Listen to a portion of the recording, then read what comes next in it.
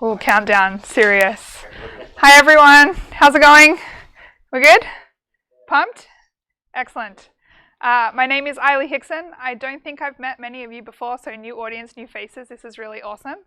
As Amir had said, I'm going to talk for about 20-25 minutes, but hopefully not too long, so I will go through things quite quickly, because I would rather have robust discussion, and even if we go a little bit over on the discussion topics, because we get so passionate about what we're talking about, that's okay as well. And then if you have any questions at the end, or if I've gone too fast or too slow, you can let me know as well. Okay? If you don't understand anything past my accent, just smile and nod and pretend you know what I said, and then you can clarify at the end as well if you want. All right, so just quickly about me, I work for RBC currently, been there 4 years. I've worked in Australia, Malaysia, and I've come back to Canada a couple of times as well. Here to stay, love the snow. I do digital transformation and specializing in cognitive technologies for RBC. So how would we elevate our current business models, data collection, technology products, everything under the sun, to leverage AI, NLP, and ML at the moment, but also dabbling in IoT slightly. But that's kind of my day-to-day role. But I have lots of other backgrounds. I am not a developer by any means, but I kind of say I'm a technology to business translator and business to tech translator. So I work with a lot of cross-functional teams. I'm an innovation coach, and I've done a lot of lab work as well. So I'm kind of an all-rounder, many hats kind of person. We also have Roxana and Colum here with us tonight. So feel free to pick their brain later as well. When we pull out in group discussions, you can also put them under fire. But I wanted to just start with you guys and get you warmed up, because I don't like talking at people, I like talking with people. But I want to know from you guys, like, what was it about tonight that made you come? What do you want to be learning? Why do you think it's important that we need to build products that people actually want to use? And why is it a thing that we are here to learn about how to build things that people want to use? Yes? Life's short, so you don't want to waste time. Totally. I love that. That's so good. Life is short. You don't want to waste time. So I'm in a startup, and if people don't buy our products, then we're not a startup anymore. So excellent. You gotta sell a product, sell right? products, Yeah. Awesome. Anyone else? I'm open for diversity of thought here. Yes. To kind of know what makes a product sticky. Yeah. What's a product sticky? Yeah, absolutely. Can online pose questions? Do we have any questions? You'll let me know, or do I just throw to you? I'll let you know. You'll let me know? Sweet. Okay. Cool. So why we want to build successful products, obviously you need a competitive advantage, and we talk about spending money and making money and saving clients and building loyalty, and it sounds very corporate jargon when you talk about that. So today we really want to focus on the human-centered aspect of products and why products deliver the experiences and the human-centered purpose of solving problems tonight. But at the end of the day, we're all here to learn how to build products that make us money. Some people are from enterprise, some people are from startup. Majority of my career is in enterprise, but I have worked for some startups before, so I'll try and balance the conversation tonight. But just remember that everything I talk about is very fluid and very dynamic. It's not binary, it's not a this or an or situation. It's here are all the things that you could do, and how you pull and leverage those resources will really depend on your organization. And I will try and balance the conversation between startup and enterprise, and I'll try not to focus it on too much RBC specific, but sometimes I'll have to talk about that, because it's top of mind. So the three real pillars that I'll focus on today, there is more depending on who you talk to on the industry, but we're going to look at why speed to market is important, also solving a human problem, and then designing a differentiated experience. Sound good? Excellent. So I don't want people to mistake project with product and program. These are three big words in a big enterprise, usually, sometimes a startup as well, because you have to wear many hats. These three states exist. But what they mean and how you execute on them and how you rally teams and people to deliver these things, it's really important to kind of set the tone, especially if you are a startup trying to build company and organizational culture. You want to make sure that you have a common language understanding between the attributes and the states of which you operate, depending on what your outcome is. So product outcome is very different to a project outcome. You can run multiple projects to get a product outcome. And so they're all interchangeable at a macro and micro level, but it's important just to set the tone with a lot of the people that you're working with, especially if you're working with new people that you need to build trust. So the challenge with today is a lot of products and a lot of technology is becoming so seamless that we're actually forgetting about the complexity and the layers within those layers. The complexity within those layers within those products. So when we think about the customer experience that everyone strives for in the market today, we're always looking for the seamless and frictionless experience. But when we as builders of technology need to go in and fix something, or something's broken because a customer has given us feedback, we're forgetting on how to unpack the engine, unpack the layers, and go and find what needs to be fixed. If you're starting from net new and you're building a net new product, you actually underestimate how many layers are going to go into it, because you only know what you know to a certain extent. So what I have found working with a lot of different teams across multiple disciplines in big and small companies, there's always some sort of common language that you need to be able to establish across your cross-functional teams. It's really important that you all understand the common goals, and even some things as building requirements can get really tricky and complex when you're all saying the same thing but through your discipline speak. So if you can find the common language, I promise it's there, but it's when you're building requirements and thinking about how you translate UX and UI requirements to engineering requirements to model requirements to back-end, front-end technologies and all those kinds of things. So I want you to think about where in the stack that you fit. Maybe you work for a small startup and you wear many hats, so you're going to sit across multiple things. Or maybe you are in a big company or you're a subject matter expert and you'll sit on one layer. There's no right or wrong here, but knowing where you sit will help you fit into this presentation as well, because we talk about what is happening across the whole stack. And I also have little takeaways here if you want to keep notes. They're kind of like action items and takeaways for you to take back with you after this session. And hopefully it gives you some action points or starting points that when you go back into your company or your role, you have some things to look into. So the full stack. Stacks are everywhere, and when we think about going beyond the product itself and going beyond the interface, once you have a pig behind that curtain, the world will never look the same to you. Right? So I don't know about you guys, but even if I get to my Presto card and I didn't tap myself and I don't have enough money on there, obviously that's a friction pain point that I created for myself. And thankfully, Presto, after about 18 months, finally put a machine behind me to say, hey, you can actually top up your card now and get on the train. There's still some technical glitches, and if they overcharge you, there is no human in the loop to get to customer service to get your money back. So I've paid $200 to get a $100 credit, which I love. But obviously the service design there is still a little flawed, but they're doing okay. They're government. I'm not here to shit on Presto. But it's important to think about what are all the customer interactions you're having in your everyday consumer life, and how can you learn from yourself what you like and what you don't like, and how does that translate into products that you might be building for other people. But the word full stack and tech stack, it's all interchangeable, and people sometimes pretend they're full stack when they're not, and sometimes people are full stack and they don't refer to themselves as full stack. But there are different stacks, whether it's design, whether it's machine learning, whether it's back-end technologies, front-end technologies, marketing, sales. There's always going to be a macro and micro view of what's the engine behind the discipline. So think about what stacks you're working with and how can you unpack those to really find the problems that you're trying to solve. Now, the challenge with the future of work is everyone's heard about the future of work, yes? Everyone knows this, a lot of companies are striving for upskilling and new skilling people, but also the technologies and disciplines are evolving, right? All of us in the room work with very nascent technologies today, but eventually they will get mature, and what was a role or a mandate yesterday will be a blended role tomorrow. And so this also comes with technology and the maturation of technologies and how we reference technology, right? A lot of people in my company still think that AI and ML is not related, right? And sometimes they think it is, but they're not really sure how to use it. Understanding versus what's industry trending and everything in between can sometimes get a little sticky and a little complex. And so it creates just this whole complexity. So if I asked you what square is on top, is it purple or is it red?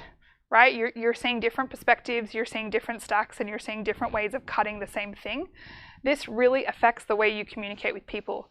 And when you're communicating people to build requirements, to build products, it can get really complex really quickly. And so you want to appreciate that the concept of all of these layers overlapping and coming together, even in a non-traditional format, right? A lot of people are used to, if you speak to someone who was in their career in the last 30 years, they think this is red and this is green and that's it. right? But when you guys come out, or the younger ones of us come in, it's all overlapped now, and we do it all at once, and then we go and do something else. Same as when automation comes in and automates some of the work that we do today. We used to do red, we used to do green. Now that has disappeared, and now we have purple, right? So it's thinking about the evolution of things and keeping abreast of that, because sometimes that's where complexity comes from. But if you can identify where the complexity is coming from, you're more likely to solve it quickly.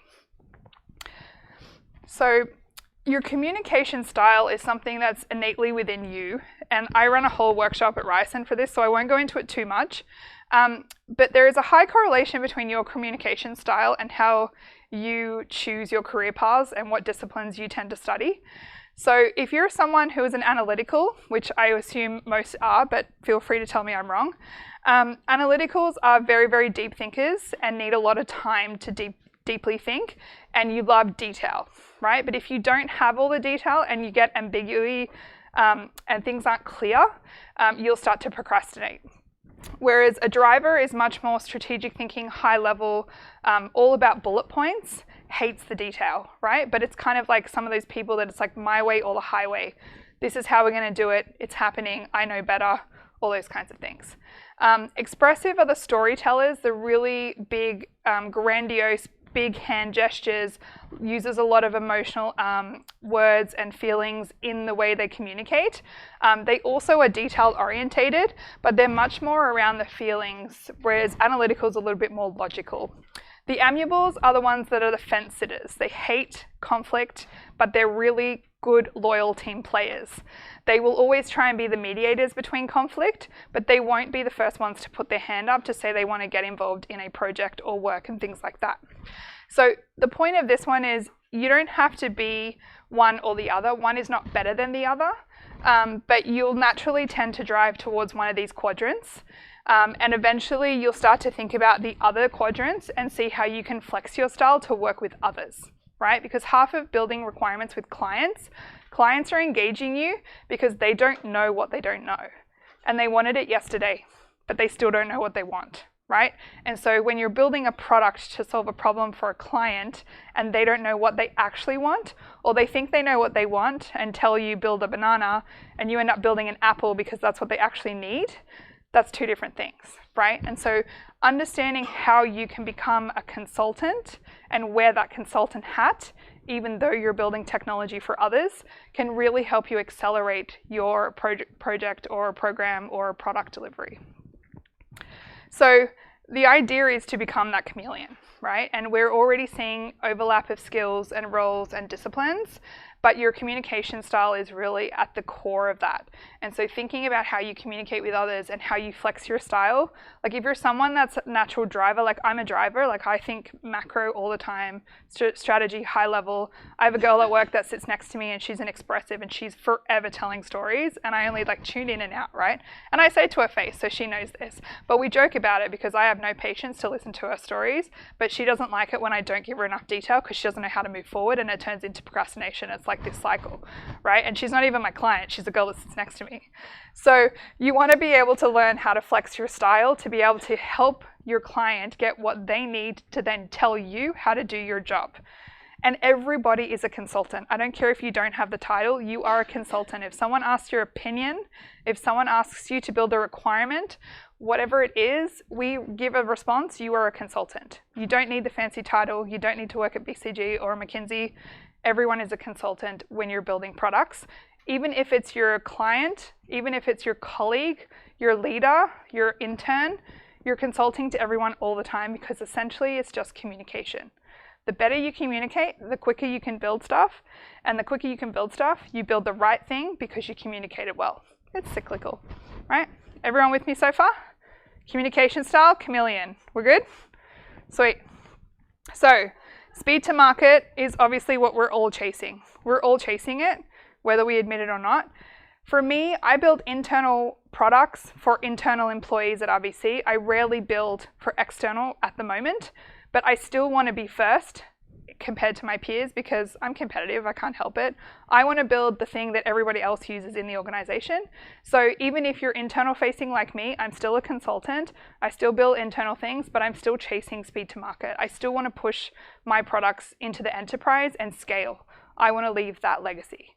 So it can still apply whether you're external or internal, but we're all chasing the same goal.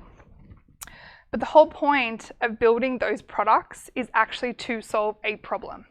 If you don't have a problem and you build a product, what are you building? Has anyone ever had that experience where you built something and you were so disappointed because no one gave a shit? Anyone? Hands up.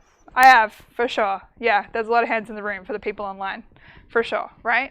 And so you put your blood, sweat, and tears in this thing for 6 months, and then you give it to someone and you're like, but why don't you want it?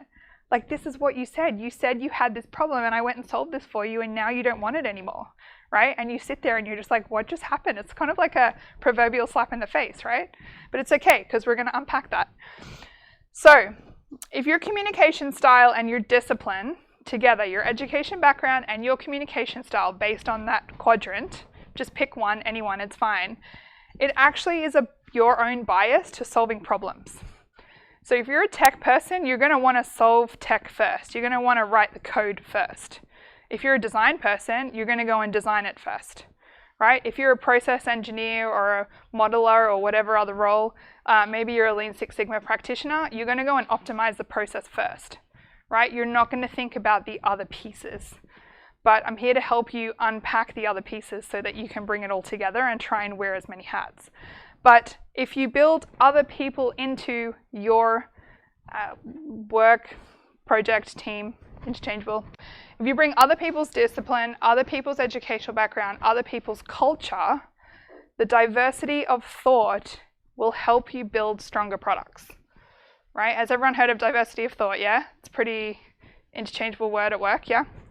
I can't stress enough the amount of influence diversity of thought has on a product. Now, the challenge that we all face is if we're working in a small startup or a small company and you don't have a diverse set of people in your company, you have to go and find it.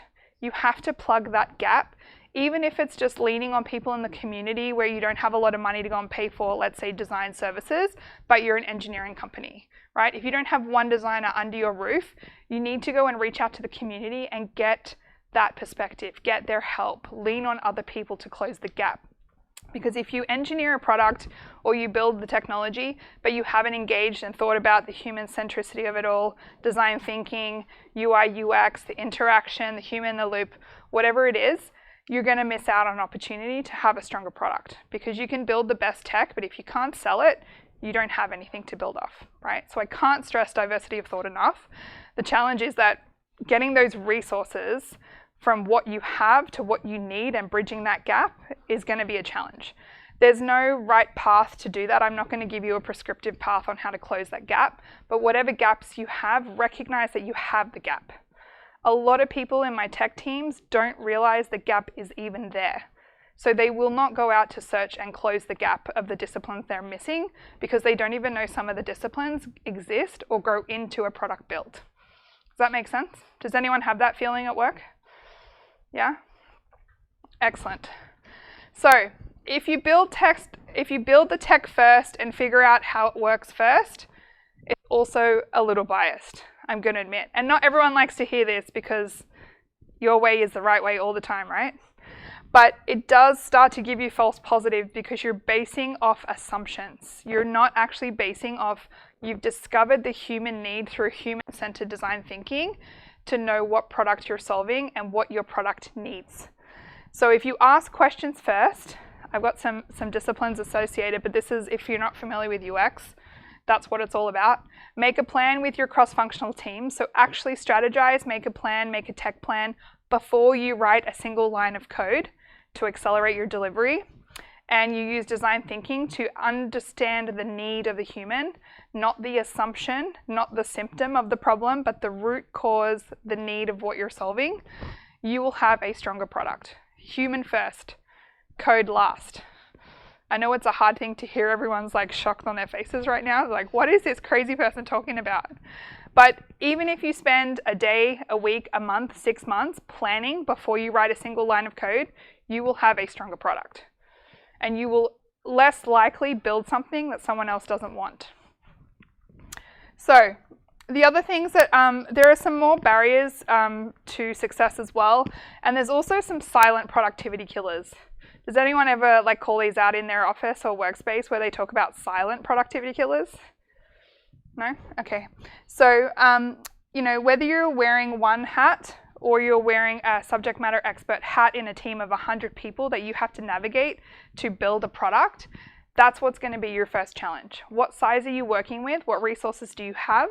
What resources do you need? And how are you closing the gap? It's going to be really different for a lot of people. The size of your company, resources available to you, understanding your value proposition, right? What the business thinks is important versus what you think is important building the product, and then what the customer actually needs could be 3 different conversations of the same coin. And your job to build a stronger product and really advance yourself and build your skills is become that consultant to really start to be that translator. You don't have to do everyone else's job full-time all the time, but just building your empathy of upstream and downstream of how you execute on product or build product in your company or your workplace will help you build stronger products. The miscommunications between tech and business happens all the time. I'm sure we've all been there. You're saying the same thing, but you're still saying different things and you can't land on the same place. And that creates that silent productivity killer where it actually takes longer to build the requirements than you thought. Or it took longer to get the feedback from the client because they said last week they actually like this. Now they've decided they haven't, and you end up blowing up the whole product and starting again. So it's really thinking about where is the miscommunication. What is creating your productivity debt? If you're familiar with Lean Six Sigma is all about process optimization before you automate, and it removes all the areas of waste, overproduction, cycle time, all these kinds of things. They can also be something that you can measure in your current processes and operations. If you're trying to increase the volume of operations and decrease operating cost, you can actually run Lean Six Sigma projects to optimize the way you actually build and process things as well. And you can apply it to processes in products. Technical debt, obviously I don't need to explain that to this audience, but also the law, any government regulations and other regulation bodies that your product will depend on in its ecosystem. If it was in production, if it was in the market. And sometimes we build some really awesome stuff and then we realize that it's actually breaking a law, or it's not compliant, or you need to add another 2 years of feature development to make it compliant from your MVP. So figuring that out early in the planning stage, if you plan before you write code, think about all of the data and tech and regulatory requirements that you're going to need to be successful with this product, because that could tank your project before it even starts. But the best thing is you save money, you save time, you save resources because you figured that out really early on. Make sense? With me still? Yeah? Oh, I forgot to mention here as well, if you're interested in technical debt from machine learning, there's also a paper here to a link that you can read more about it. But even if you're just looking at the ML layer, within that layer, there is a lot of hidden, silent technical debt that can arise that we talked about at the TLMS last week as well. So it was pretty cool. But the reason we care about speed to market is obviously we want to be first. But being first to market versus having a strong product is definitely a weighting of the scales, right? You can build something really quickly, take it to market. It could be shit. Customers don't want it. And then you've just wasted your time. Or you can take a little bit extra time, let's say a month or 2, 6 months, a year, whatever it is, and build a stronger product that customers might love, but it took you longer to get there, and that's the risk that you run. So your risk appetite and profile from speed to market versus a strong product. So think minimal viable product versus production, for example.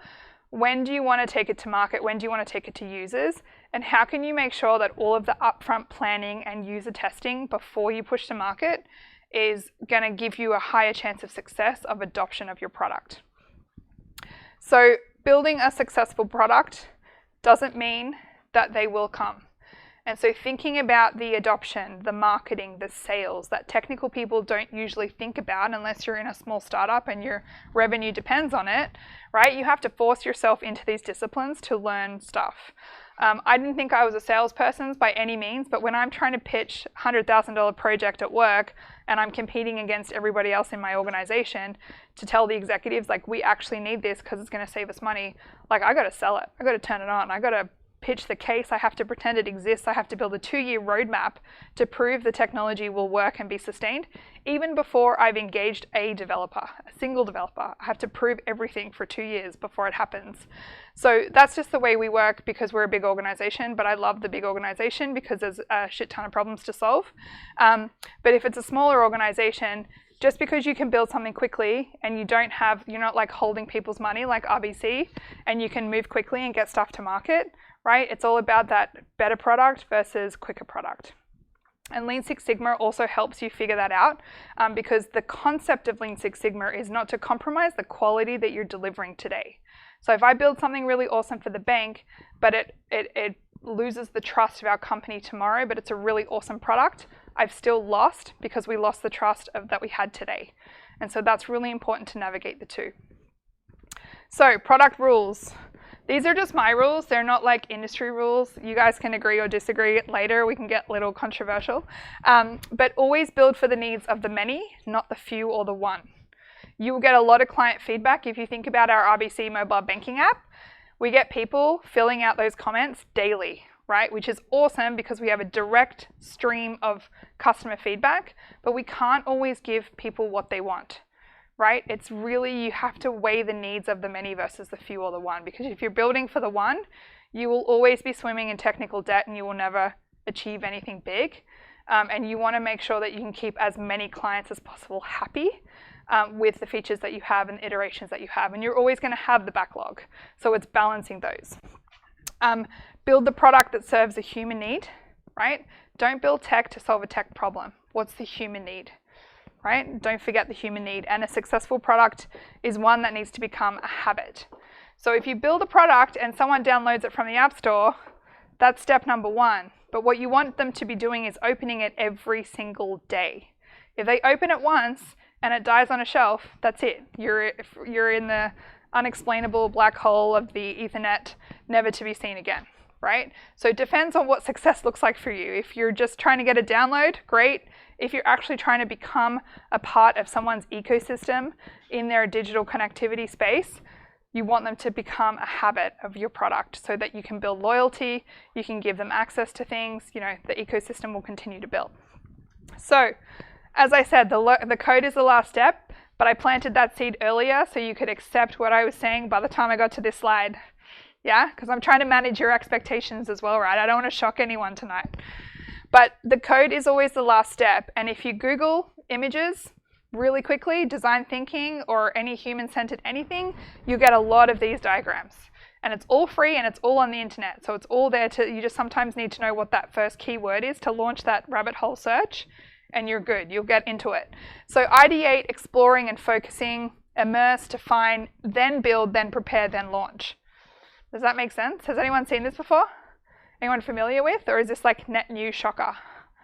Shocker, I should say, in my Canadian accent. So innovate, design, and implement, right? So a lot of people start with the build.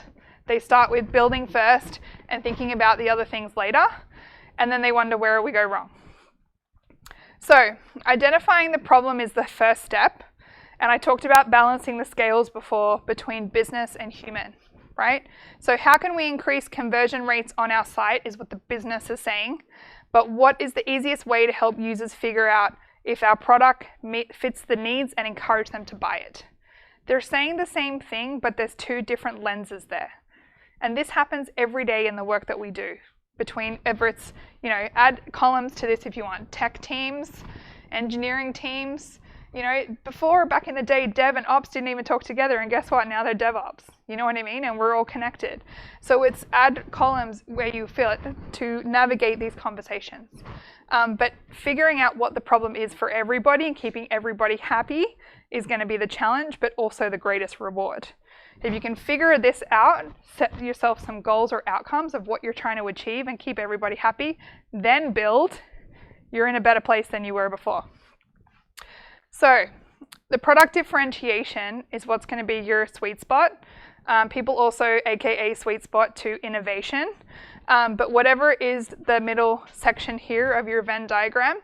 But the three main principles that a lot of people use for building product is viability, desirability, and feasibility. So I'm going to quickly break these three areas down for you give you some quick tools and methodologies, and then we'll be able to talk about it in group discussions to unpack it a little bit more. Cool? So, X by design. Has anyone heard about this? X by design. So it's a new thing that it's like, I guess it's a new coin term. And some people have heard it in the last couple of weeks, some people have heard it way back when. Depends on what orbit and circles and events you go into. But basically the by design mindset is starting to be applied outside of design traditional fields and disciplines. So if you're looking at a process, you want to redesign it. If I talk about design and empathy with a group of my developers at RBC, they think we're sitting around talking about feelings and holding hands, right? They think it's very like kumbaya stuff. So X by design is really bringing the human-centered need and the human empathy into anything else we do. And you can literally decide what you want to put in the X spot. But it's even at the, we were at the Location Intelligence conference last week, and we were talking about security, we were talking about governance and regulation and policy. We were still talking about X by design in really, really usually traditional disciplines and approaches to executing work. So X by design, you should do more information, do more research around this, but anything you work on can be designed at a high level, very light, and you can also go very deep. So how deep you want to take it, how long you have to spend on it is really going to be driven by you and your teams. But the mindset by design is really, really fundamentally key to solving human problems if you want to win in the market. So how to build shit people actually want. We talked about people, business, technology. There's a correlation between the desirability, the viability, and the feasibility. So if your desirability for humans, will people use it? Does it serve a purpose? Does it address the need? There's lots of different questions you can put there for yourself before you even start writing code, before you even assemble your teams to build stuff. Start to think about what are the human questions you're trying to answer with the solution that you come up with. The feasibility of the tech is it feasible to build? Will it work? And is it sustainable? So clients might have this grandiose idea of how they want their product to work and what they want their product to do. But when you translate that into technical requirements, maybe the technology doesn't even exist yet, right? Maybe the technology can't work like that. And you have to go back to them and you have to consult with them to figure out, well, this is what the tech will do, but it's not giving them what they think their customer needs. And you have to find a balance. And that's when you have to come back to your chameleon state of flexing your communication style to find the best compromise in that conversation. And the viability, is there a need or a gap in the market? So are you doing like blue ocean versus red ocean? Or does the cost outweigh the need? So if I'm going to build a solution and it costs me $1 million, but my benefit is $100,000, why would I do it, right? But you can hypothesize what the cost and the outcome is going to be before you even start writing code, before you mobilize project teams. You can figure all this out through hypothesis. Okay, so desirability, it really brings the human side to the problem. So the right side of the brain, where all the empathy and emotions are. Left side is like technical craft and mastery, where most of us live if you're a tech nerd like me. But I have to hire people on my team who excel in the empathy side so that I can make sure I have both sides of the brain in my own teams because I definitely lie on the left side. But understanding the human need and using the UX discipline to do that is something that can be developed.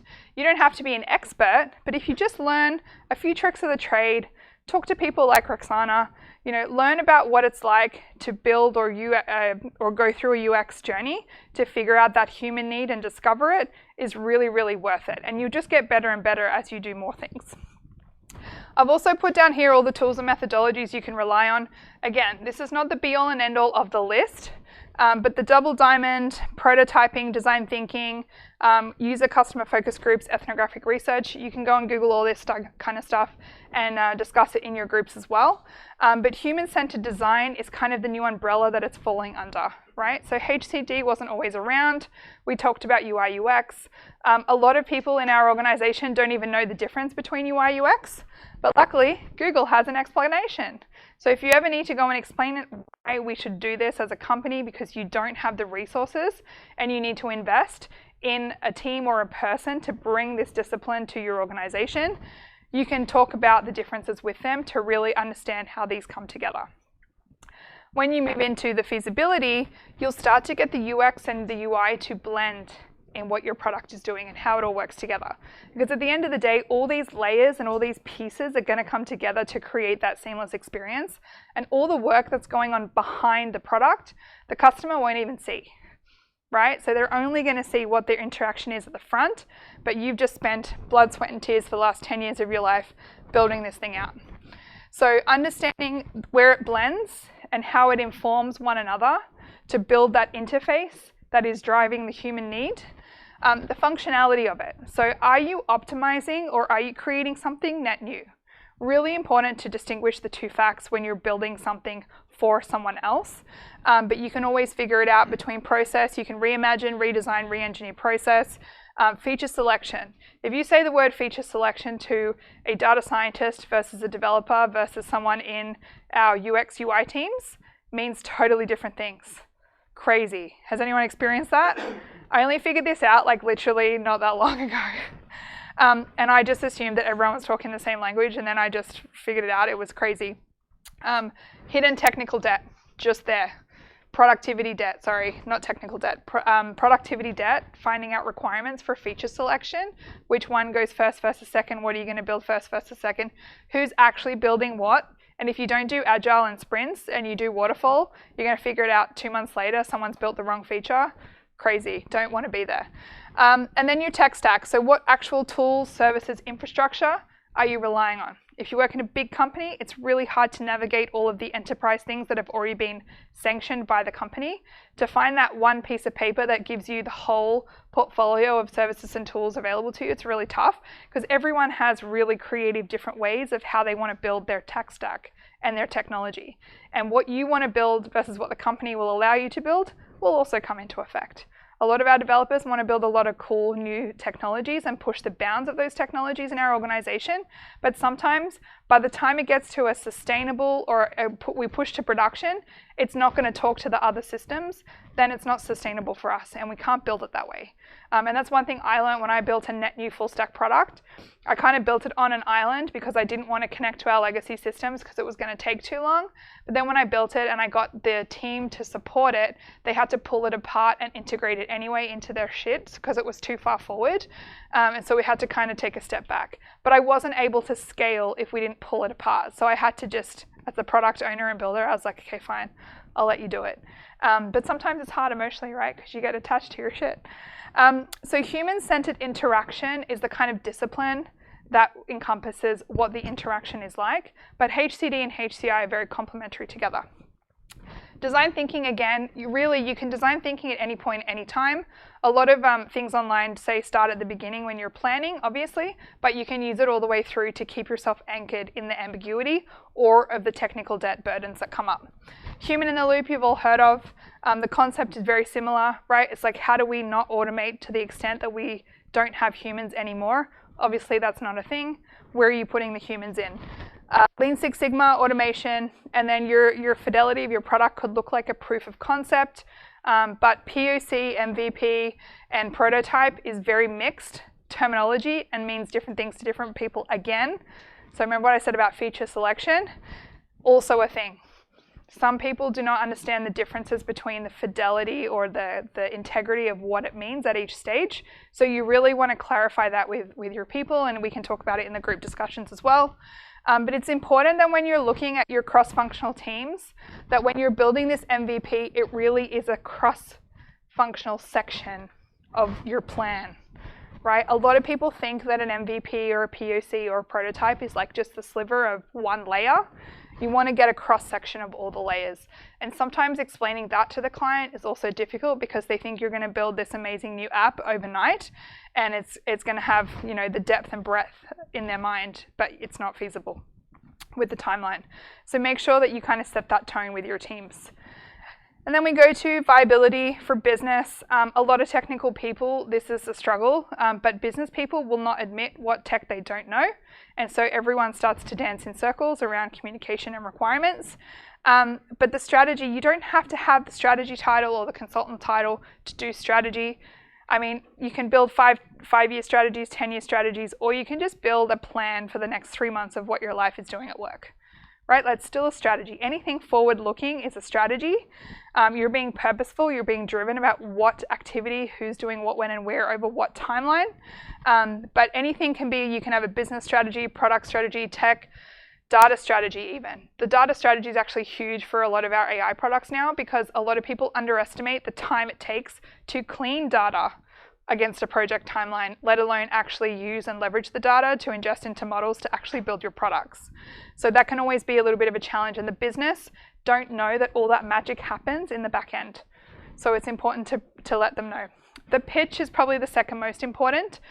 Pitching someone and getting their buy-in because you need to build this is going to be really tough.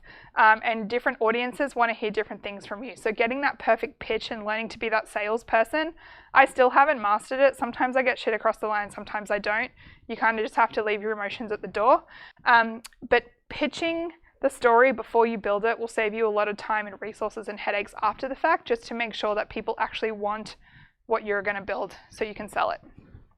Market strategy, if that's your thing as well, if you're building external products, you want to think about what's it like to build for one person versus 100 versus 1,000.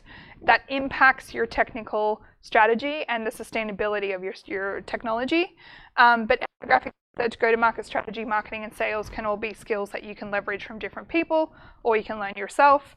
The value creation funnel is something that helps a lot of my teams deal with the ambiguity of how do you actually convince someone there's value in what you want to build before you build it.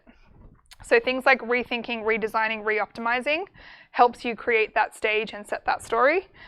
What's your story? And the business canvas model is also frameworks online that you can actually leverage to use to tease out. So it's very compartmentalized, and they have lots of different thought-provoking sections there to help you if you're not familiar or you're not confident in building some of this. But if you can fill in the canvas, it can help you pitch your goal. There's also the Lean Product by Eric Ries is also a book that everybody reads. But Clayton Christensen has some really cool stuff as well when it comes to product. So that's in a nutshell. Oh no, there's this one. It's just more of the same stuff. But basically, this is the ambiguity, and you want to start to think about the gates of your ideas. But just remember that not all ideas are going to become into a product. Sometimes when people pitch us, they have 10 ideas, and we have to squash them all into one project to be able to fund it as well. Building successful experience is also something that we can talk about in the group discussions. I won't go through it now because I know we want to get into group. But the customer experience at the end of the day is what wraps it all together. You can't bottle that. You can't sell it. You can try and create it, but it won't always work. The reason Apple is so successful is because when they sell you their products, they're not selling you the hardware. They're not selling you the operating system. They're telling you how you feel when you use their product in their pitches. So how you feel, that emotion, building a feature you didn't know you need until you realized you need it is also where the magic happens. And they obviously invest a lot in the human centricity of where their products are. So I'll give you these as well. You can look through. But group discussions is what's coming up next. Are you all ready to have some chats? Yeah? Is everyone asleep or you're awake? You good? Everyone's okay. They're like half smiling. They're not sure. So Roxana is going to talk about navigating innovation with optimization, inclusive design in your strategy roadmap, and taking your POC to scale. Colum's going to talk about product theory. This is a really good one by Henry Ford. If I listened to customers, they would have told me to build a faster horse, but he obviously went and built a car. So an interesting, different perspective. Product growth and good process versus bad process. And then I'm going to be talking about building trust in AI with non-tech stakeholders, anchoring through the ambiguity, and then what's in a pitch, more unpacked. So you can choose which one you want to talk to. It's not a popularity contest. Go by interest. Fight. No jokes. But I guess we'll just do 1, 2, and 3. I feel like you want to give instructions. Yes. So I guess we can go to break. Make sure you tune in. They are both about machine learning and scientific discovery. Pretty cool topics. So make sure you watch it either on our website or on YouTube or LinkedIn or Facebook or whatever. whatever you open will probably pop up. So next Monday we have a lightning talks session. So if you have any cool side projects that you want to come and share with people in a format like this, please sign up and or come talk to me. We have a Women in AI event in mid-March. That's kind of sold out, but I can give you a code to register still. So again, come talk to me. You already have like 170 people signed up for that one. And we have our trivia night coming up. We have a machine learning trivia. It's not interview questions. These are fun questions. So register for that too. Again, if you don't know any of these, come talk to me. I can point you to the right place. If you attended this session for the first time and paid for it, these are not paid sessions, so you can waive the fee. You can register an account at AI.SCIENCE/register, and if you sign up through that, it waives the fee, so you don't have to pay for these events. You can also accumulate participation score, which is what you would use to get discounts for our paid events. So it's good all over the place. So thank you. Done plugging. It's just a win-win all around. Exactly. It's a win life cycle. I'm sure we can build a model or a framework around it. Always. Okay. Very interactive session, people. I will no longer be talking at you, I promise. Who wants to go first? I didn't get to touch actually on customer experience, and that's really like the #1 goal of tonight, to walk away with unpacking customer experience. So did anyone talk about that in their groups? No. Excellent. Okay. That's okay. I'll wrap it up the end with a little takeaway, and then you can say, yeah, I learned about customer experience. Okay. Roxana, do you want to pick people from your group to talk about what you guys talked about? The first things we talked about were how do you decide the makeup of your team? Excellent. And we kind of have our own little opinion, so we want to hear from the other people in the room before we reveal our takeaway. Oh, it's competitive, is it? Yeah. Okay. We don't want to bias you guys. We want to learn from you too. Okay. So like activating a team, mobilizing a team, putting people together in a smelly room with a whiteboard team. How do people want to share their thoughts, approaches from the past? So basically the main question is, how do you decide if you are building something or have a research question, how do you decide who should be in your team and what roles? How do you pick that? Like internally? Yeah. I made the mistake of bringing on people who were too senior, and so then you just have people trying to make decisions and they just want to sound smart. But then you don't want to go too junior, in which they haven't had enough experience and they feel uncomfortable. So I've typically gone like mid, someone who's like a rising star in the org, someone who has ownership over a part of the area, but not too far up. That's just from personal experience. That's great. Because a lot of people default to really senior people thinking they're going to get the expertise needed to go quickly, right? That's awesome. Anyone else? No? Looks like it's all on you, table. Fine. We'll reveal our secret. So it's a multi-stage solution because there's no one shoe fits all solution to this. Absolutely. So the idea kind of boils down to, and correct me if I mislead you, it depends on the problem, for one. So if you've got a very obvious problem which can be broken down into very easy tasks, a very direct problem, a very simple problem to solve, then you would first break it down to those tasks and find people for those roles specifically. And if you can fill those tasks, you've got a solution. The other end of that spectrum is you've got a kind of a chaotic system. You're trying to design something, you don't really know what it is, but you've got these ideas and you want to develop it through to a solution, or they're going to be solving many problems. The other side of the spectrum is a bit more organic, and that's that you have to maybe potentially start with some initial people that are experts that might do some research, that might explore the questions in the area, and then potentially build out the team from what you discover. So where you want to go, where you want to take it.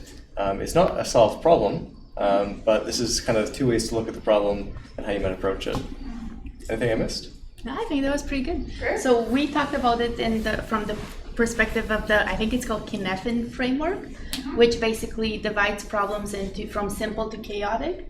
And depending on that, you kind of go from identifying best practices in the market. If your problem is simple, then it's kind of easy to target those. As you move towards more complicated, there's no one solution fits all. So then you can kind of have to converge, bring in various experts, but converge to a good practice because there's more than one solution. And the end spectrum of that would be chaotic when you have no starting point. So you really have to innovate and give it your all. Totally. And you can make the best plan, but when you're 6 weeks in or 2 months in or 6 months in, you sometimes have to pivot, right? And that's where the iteration and the agile framework really helps make those changes quickly, because you can make and execute the best plan, but it doesn't always go to plan because stuff comes up. Definitely. Cool. Excellent. Any more thoughts from the group on that? Anyone want to add? Anyone want to ask a question? Right. Good? Cool. So we're going to jump over to Colum, your team and your table. Which one would you like to talk about first? I think we spent most of our time talking about that challenge to user-centered design, which is a bit of a kind of cliche about that Henry Ford said, and why we think that's not a very successful challenge and a little bit of a cliche.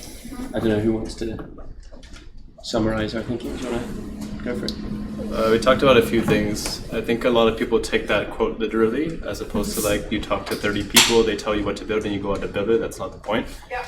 The point is to like listen between the lines, understand the need from an emotional, social, like the jobs to be done approach. That's one. But be able to understand like throughout like the different lenses of problems to see which one is actually being like brought out from that human, and then see if it is shared across other people. What was the other part we talked about? I think I captured it pretty well. Yeah, it's the challenge is the problem was not that they needed a quicker horse, but they needed a quicker mode of transportation. So then you can still use design thinking to get to the innovation in the first place. Yeah. And because the need is the mode of transport from A to B, right? Yeah.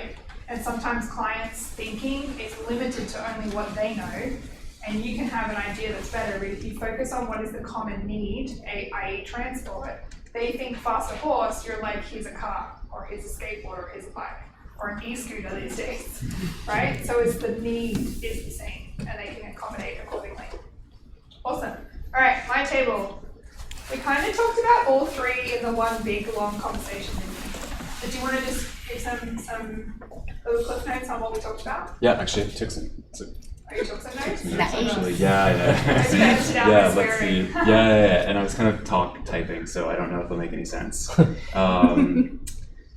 Let's see. So basically, building trust with an AI with non-tech stakeholders, and you kind of generalize it to a business case where you can kind of do cost-benefit to hypothesis test for them. So if you start off and say, "Is this a problem?" and they agree, then they're going to listen to you, right? And then after that, if you put some numbers to, if you have this many people doing this, and we're going to save you this much time and this much money over time, then that's like a very general solution to building trust with people. And that's also kind of what's in a pitch at the same time. So yeah, it was kind of... It was very interchangeable. Yeah. We kind of meshed all the layers together to have one big conversation. Yeah. But the other side of looking at building trust is when you need to go through the explainability journey with your client. Like, you're getting the results that you were looking for, but you're a little bit black box and you're trying to explain what's going on, but you don't even know yourself what's going on sometimes in the model. And it's like, if you're using decision automation, for example, and decision engines, how do you convince your client that the decision the human is making after they get the results are still the right decisions? And so it takes a bit of time to build trust with people, especially when they're not used to being elevated in different states with their data and their technology that they're using every day, and then convincing their teams to do that as well, right? It's a challenge for sure. All right, Roxana, another point from your group. So before we jump back to our group, for the trust one, particularly in healthcare, one thing I found very recently, and I kind of see companies really segregated between that, is the whole idea of selling your AI product as just an AI product versus really framing it as assisting whoever that physician or clinician or someone is. It's really there's a huge divide of success there, kind of accentuating the idea of augmented AI. So the partnership between the AI and keeping the human still in the loop, as opposed to AI will take over. Because we see, I've been just exploring Twitter and how people feel about AI diagnostics and things like that recently, and it's really, the fear that people will take over our jobs is spread across all. I mean, I was doing something related to a voice bot recently, and I've been replaced by a tool. So yeah, it's happening. But really, it's a partnership, and it has to be sold as that. And going back to us, our next point was, where exactly when do you start identifying biases within your machine learning or your AI product? And if a lot of tech/data science teams alone, without the research part to it, don't always have a role. So anyone wants to kind of talk more about the importance of that, or when you had a unique opinion on when do you add, or how do you account for that? Yeah, so I said that, so there was a discussion regarding the topic, and she brought up the fact that when there's an anomaly in the entire, sorry, all over the place. So when there's an anomaly in, in a model, so how do you train your model like that, like building for the many versus building for one? So, I came up with this perspective that you obviously have to build for many, but when there's an anomaly, you just train that, you deal with that in a human manner initially, and then you build that into your model. So yeah, it becomes very micro and very individualistic to be able to fix it, right? Yeah. Yeah, so within this, we kind of talked about that sometimes if you have a large data set, so we all know the case of like face recognition discriminating against certain people, or I think it's called Compass, also discriminating against certain people. So once you train, it's really hard to go back. So the whole idea of being able to pinpoint the role within your organization who's able to kind of predict and account for those things before you overtrained already. Yeah, great. Does anyone else have anything to add to that? How you might navigate it, share best practices, how you get there quickly, not affect your speed to market, don't spin your wheels down that rabbit hole for 6 months. It happened, right? Sorry, what was the question? I was fixing the microphone. Sorry. Okay, Colum, another point your team wants to talk about, share with the group. Sure, yeah, we actually could probably do the second two in one go, because the third one we really only started on. But it was, first of all, the trying to find out what the KPIs for the prioritization of our roadmap is, and exactly how we build a process, and as product managers try and navigate this different stakeholders for that. And then on the good process and bad process, I think what we were just getting to was, we can have good process that builds good product, but does that sometimes stifle innovation, or how do we make sure that all the good things that can come out of a process are coming out of it? Yeah. And I think the last thing anyone said was right at the end, when actually inviting too many people into a room can sometimes be unhelpful in certain situations, which I really wanted to unpack, but we didn't get. You almost over-engineer it before you innovate. Exactly. Yeah. Yeah. So we spoke about those things. I don't think we arrived at a particular conclusion, but there was definitely the idea with the one metric that matters. Very often, it's actually, there is a hidden metric behind the scenes. That I use the example of getting VC money again, is often the actual metric that people are chasing, and everything else is kind of the second last metric that matters, kind of thing. Yeah. That's just one example, but sometimes product teams don't quite unpack the on-tom to the last point. Cool. Was that a reasonable summary? Did I miss anything? Cool. A+ from the team. Sorry. 5-star overrating. Excellent. That's the Does first time anyone I'll ever else have one of those. So sometimes, if you're not familiar with Lean Six Sigma also talks about green and brown dollars, and if you're not familiar with those two, brown dollars is something that you can't really see the bottom line and you can't reinvest, but you're saving like time. It used to take you 6 hours, now it takes you 5 minutes. Your time is brown dollars that you can repurpose, but you can't reinvest. The green dollars is really that hard cash that you can put your hands on, and maybe you want to build something to liberate green dollars so you can go invest into the next thing, and it becomes kind of cyclical as well. But that's part of what Colum was just talking about. That comes out, and sometimes if you're not aware of it, you might be missing all of the improvement and optimization and automation that you're making with those brown dollars. So it always helps putting that back into your pitch and your business case for the value of what's in it for the business versus what's in it for the client. Yeah. To your point, how do you balance that with the stakeholder who's actually paying the money?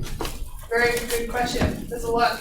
No, a simple answer. Yeah. So you got to start with the growth mindset, right? So if I was to draw a rectangle and put a line through it, you have a lot of cost up front and very little productivity. But over time, what you want is your cost to reduce so that your productivity overtakes the cost. But we're so used to investing in getting quick outcomes for what we give today. So if I give $5 today, I expect a copy in return. If you're asking me for $100,000 to save $1 million over a 6-year period, I'm going to be a little bit more hesitant. I need you to show me that you're going to prove to me that you're going to get me that money.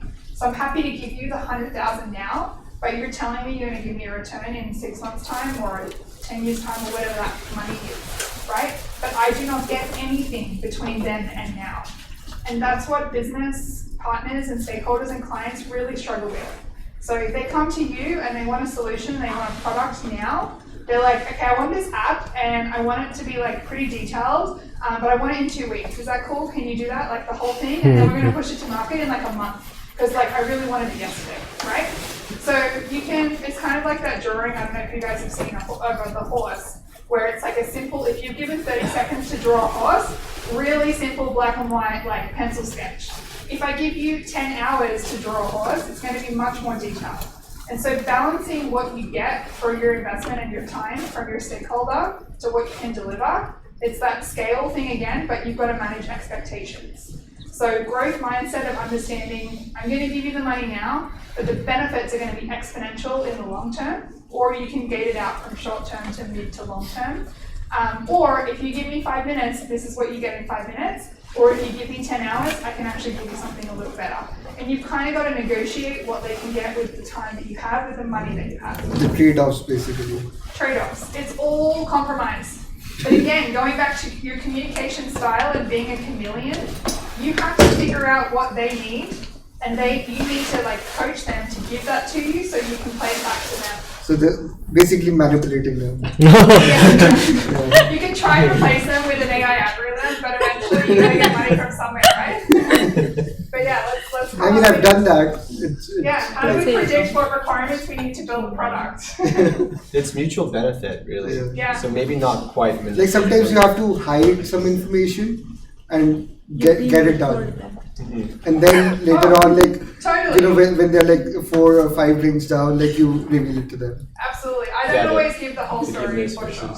Sorry, continue. I was going to say, asking for forgiveness versus asking. No, I never ask for forgiveness. Yeah. Like I just tell them, I hid it you from you. You ask for permission every time? No, like I don't even do that. Like I manipulated,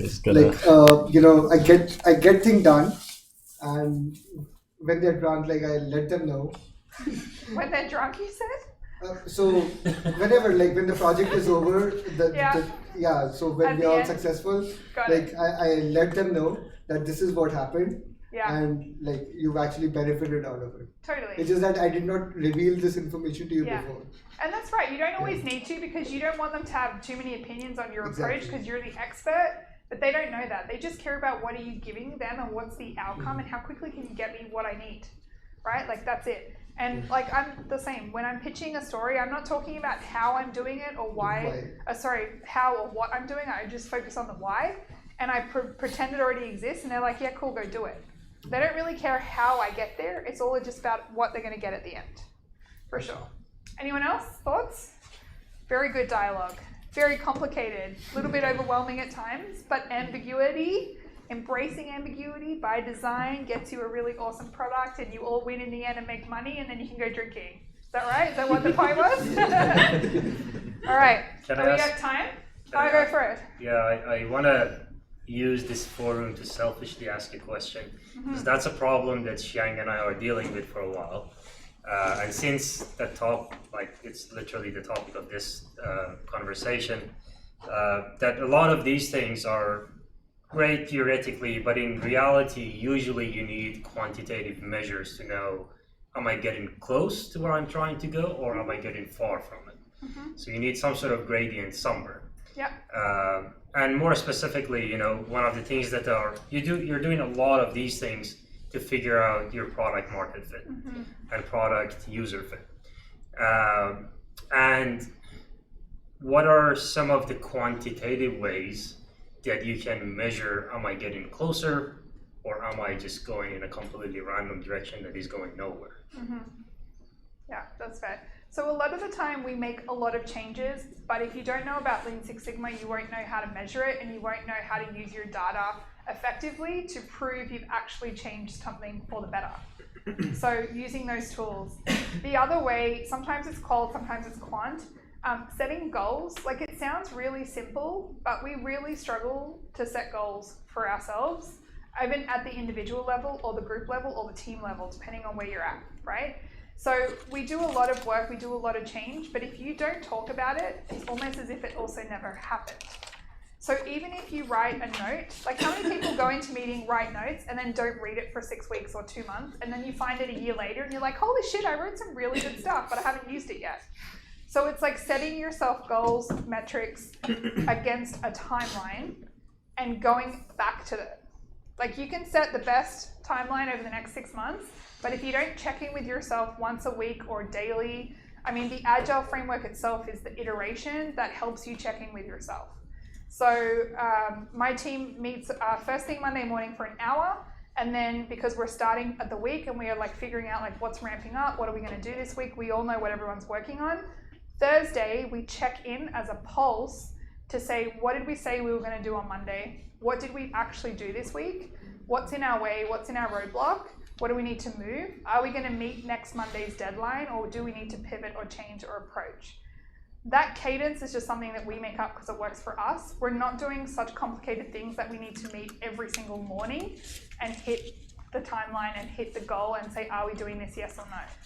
You can set goals for the year, and a lot of analytical people, they panic a little bit by putting pen to paper and that commitment of making a plan, because there's so many variables that you can't account for or predict yourself that it turns into procrastination and it's too much for you to commit to.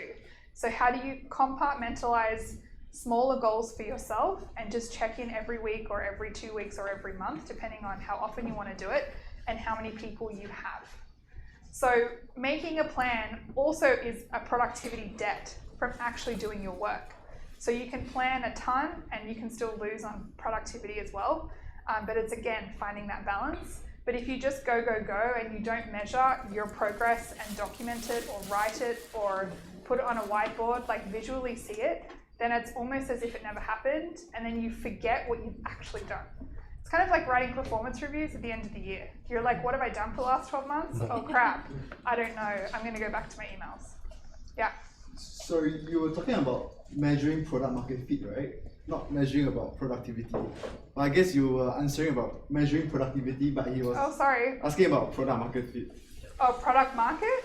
Like, yeah, so essentially, you know, what you describe makes a lot of sense, and that's how you make sure you're productive and whatever, right?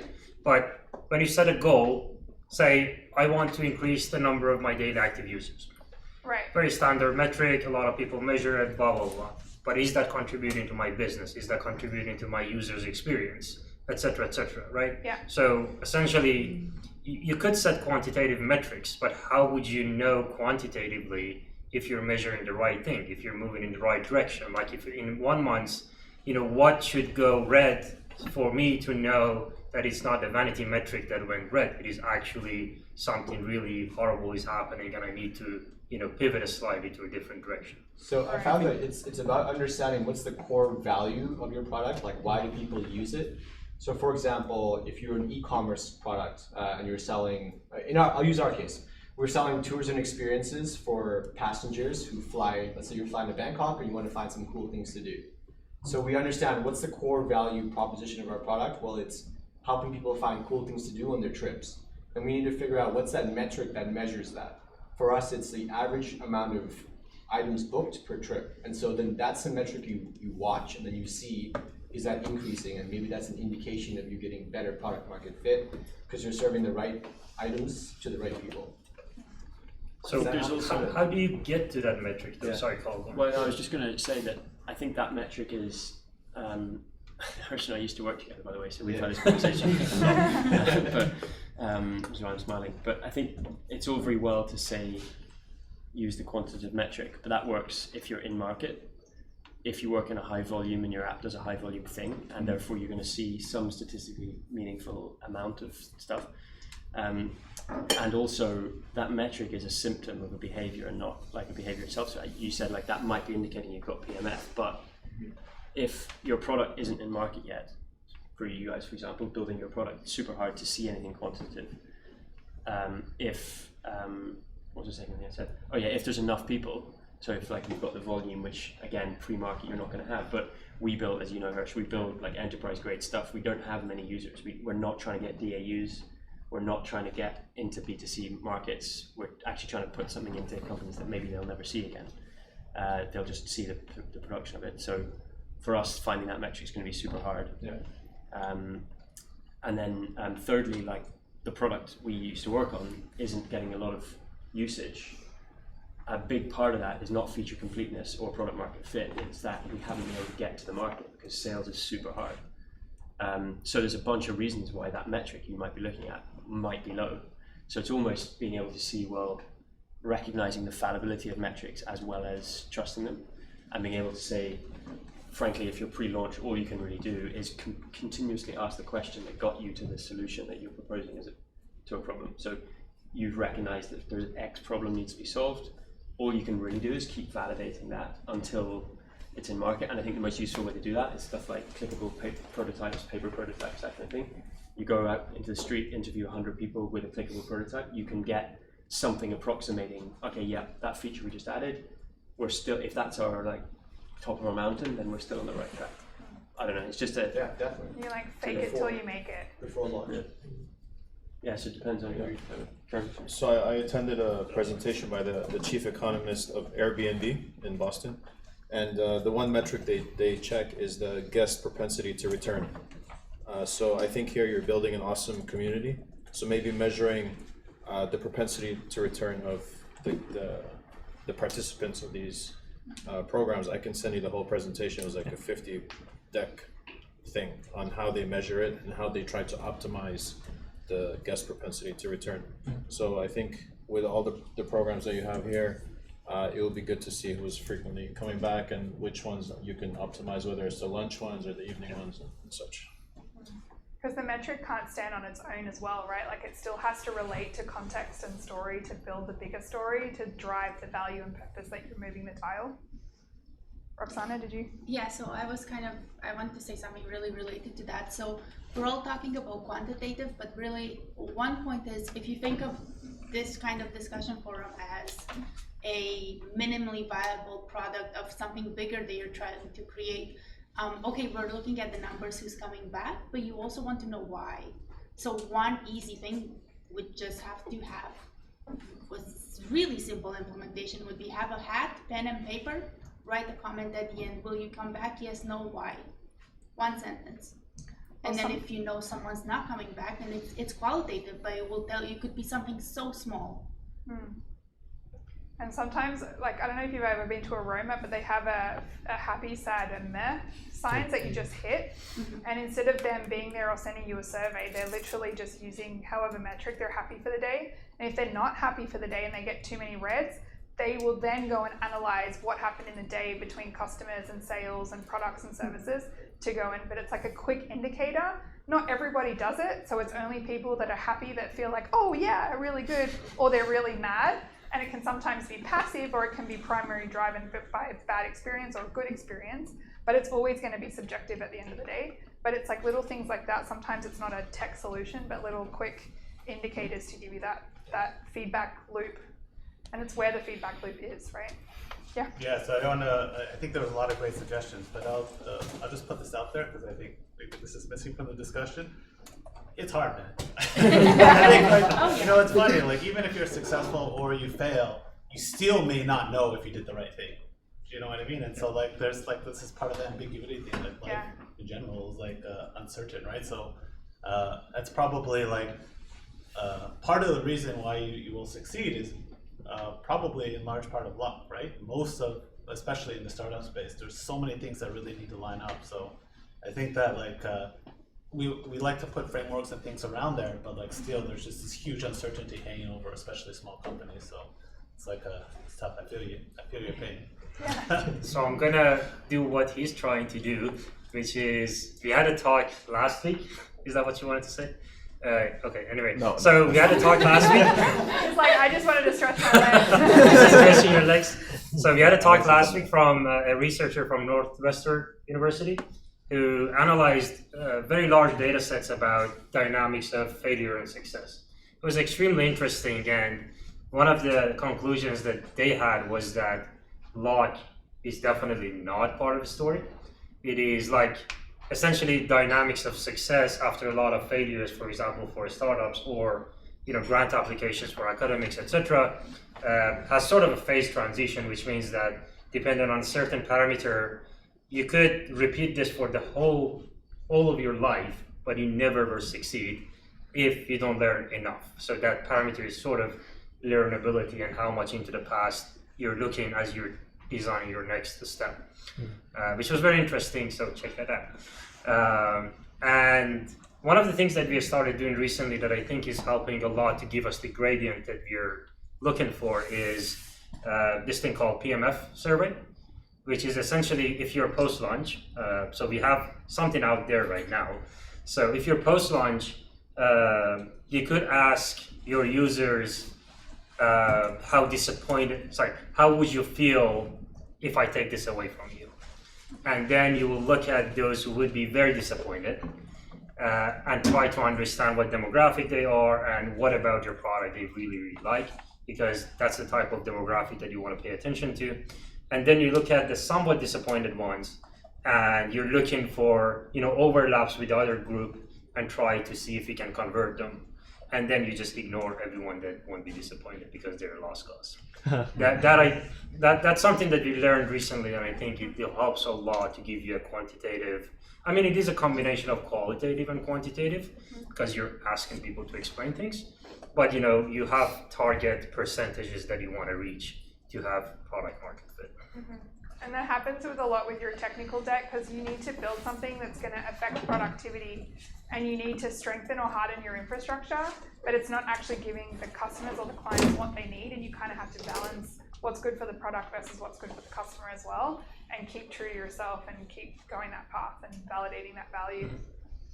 Cool. And today also one of our mentors that we talked to, who's a UX expert, he was telling us that you have to do that for every single feature that you have.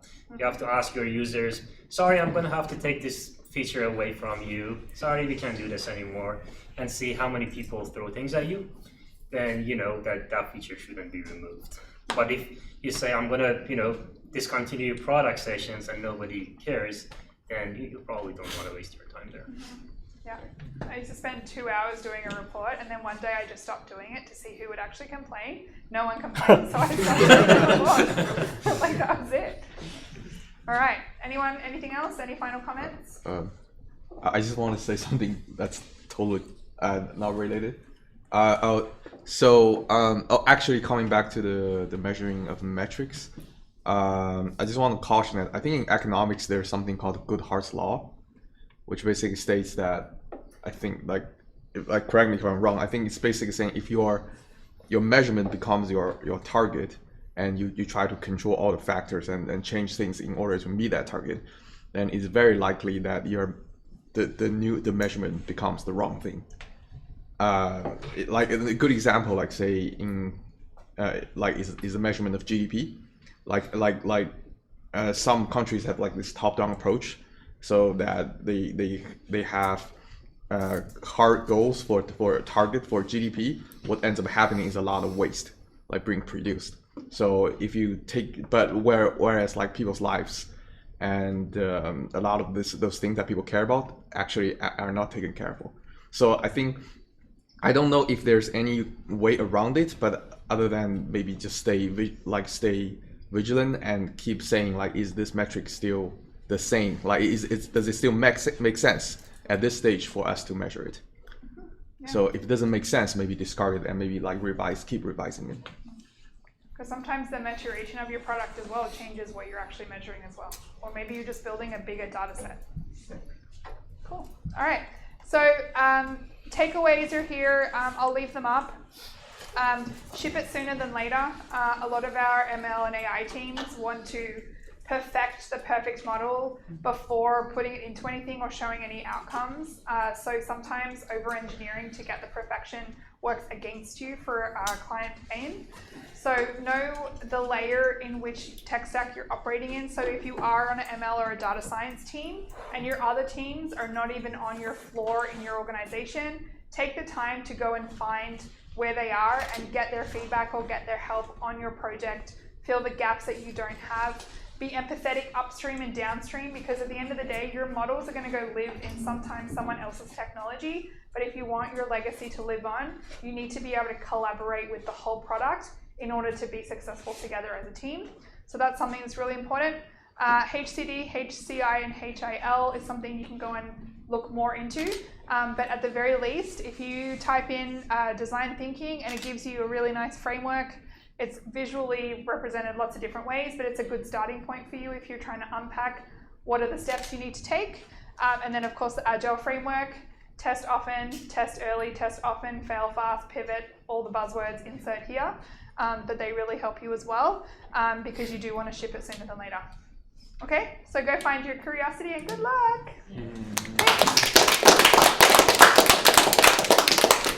Thanks so much. We have a bit of time until we pack up, but hopefully we'll see you next time and you don't chirp.